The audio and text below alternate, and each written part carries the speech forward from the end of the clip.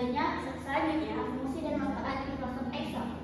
Microsoft Excel memiliki beberapa fungsi utama, antara lain yang pertama adalah mengolah data numerik dan teks. Yang kedua, melakukan perhitungan otomatis dengan rumus. Yang ketiga, menyajikan data dalam bentuk tabel dan grafik. Yang keempat, membantu analisis data sederhana hingga kompleks.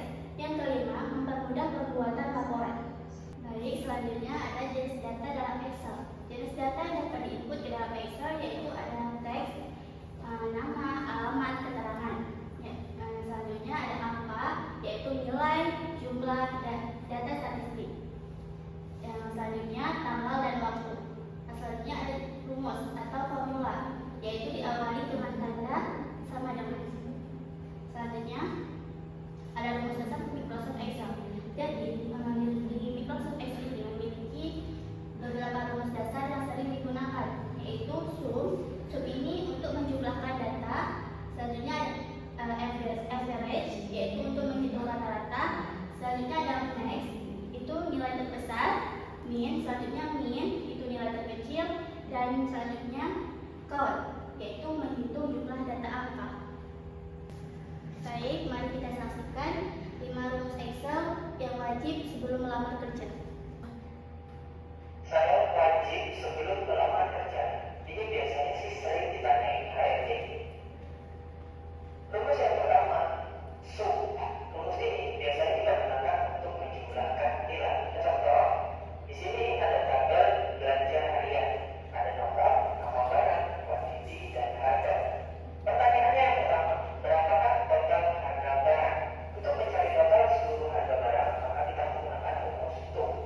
Sama dengan sum kita kurung, kemudian kita blok total harganya untuk kurung harga. Rumus yang kedua, rata-rata. Nah, ini kita gunakan untuk mencari nilai rata-rata dari seluruh harga di dalam tabel belanja harian ini. Caranya kita ketikkan sama dengan rumusnya adalah average, yaitu buka kurung, blok semuanya, tutup kurung. Rumus yang ketiga, max. Rumus max ini biasanya kita gunakan untuk mencari nilai yang paling besar dan yang paling tinggi. Di sini kita gunakan untuk mencari harga yang paling mahal dari tabel belanja harian kita. Sama dengan max, buka kurung, kita blok di total harganya, tutup kurung. Maka kita akan mendapatkan belanja atau harga paling mahal adalah 55.000. Rumus yang keempat, min. Ini biasanya digunakan untuk mencari nilai yang paling kecil atau yang paling sedikit. Dalam tabel ini kita gunakan untuk mencari harga yang paling murah.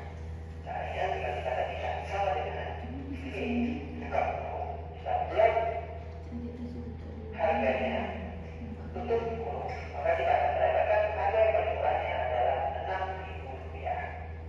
Rumus yang kelima, kotak. Ini biasanya rumus yang kita gunakan untuk menghitung jumlah kolom atau baris. Dalam contoh ini kita gunakan untuk menghitung berapa jumlah barang seluruhnya. Maka dengan menggunakan rumus kotak, kita akan menghitung berapa jumlah baris dari nama barang ini. Langsung saja kita gunakan sama dengan kotak, buka kurung, kita blok seluruh nama barangnya, kemudian tutup kurung, kata. Maka kita akan dapat jumlah seluruh barangnya adalah 7 atau 7 baris namanya. 5. Baik teman-teman, kita lanjutkan. Selanjutnya adalah pengolahan data kuantitatif menggunakan SPSS. Yang pertama, pengertian SPSS. SPSS adalah software statistik yang digunakan untuk mengolah dan menganalisis data kuantitatif dengan cepat dan akurat.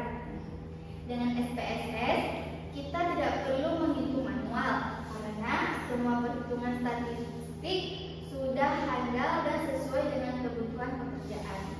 Selanjutnya, next. Nah, SPSS ini banyak digunakan dalam yang pertama adalah penelitian pendidikan, kemudian penelitian sosial, kesehatan, ekonomi, dan bidang-bidang lainnya. Lanjut. Yang kedua, tujuan pengolahan data di SPSS. Pengolahan data menggunakan SPSS ini bertujuan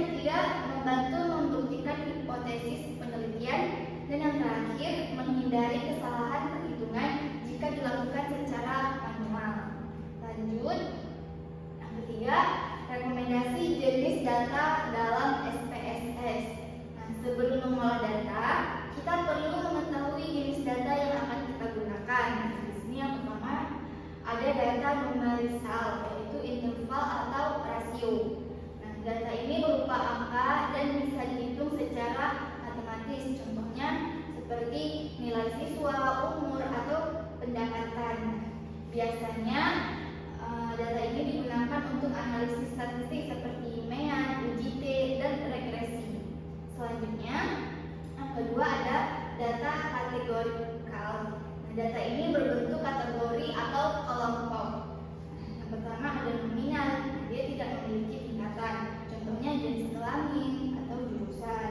Yang kedua, ordinal, dia memiliki tingkatan. Contohnya seperti tingkat kepuasan rendah, sedang, ataupun tinggi. Selanjutnya adalah uji normalitas dan uji T menggunakan SPSS. Uji normalitas dan uji T menggunakan SPSS. Pengertiannya adalah uji normalitas adalah uji statistik yang digunakan untuk mengetahui apakah data penelitian berdistribusi normal ataupun tidak.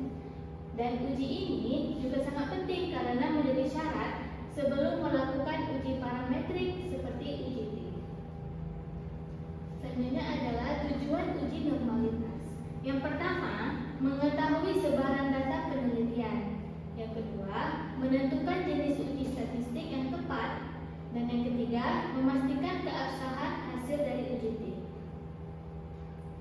Selanjutnya adalah jenis uji normalitas di SPSS. Yang pertama adalah Kolmogorov-Smirnov, yaitu untuk sampel besar yang lebih dari 50. Dan yang kedua adalah Shapiro-Wilk untuk sampel kecil yang kurang dari 50. Selanjutnya adalah uji T. Pengertian uji T adalah uji statistik yang digunakan untuk mengetahui apakah terdapat perbedaan rata-rata atau pengaruh yang signifikan antara dua kelompok data. Selanjutnya adalah jenis-jenis uji T. Yang pertama, one sample t-test untuk membandingkan rata-rata sampel dengan nilai tertentu. Yang B, yang kedua, independent sample t-test, yaitu membandingkan rata-rata dari dua kelompok yang berbeda, misalnya laki-laki dan perempuan. Yang C, paired sample t-test, yaitu membandingkan dua data berpasangan, yaitu sebelum dan sesudah perlakuan. Selanjutnya adalah syarat uji T. Yang pertama, data berdistribusi normal. Yang kedua, data berskala interval atau rasio. Dan yang ketiga, khusus independen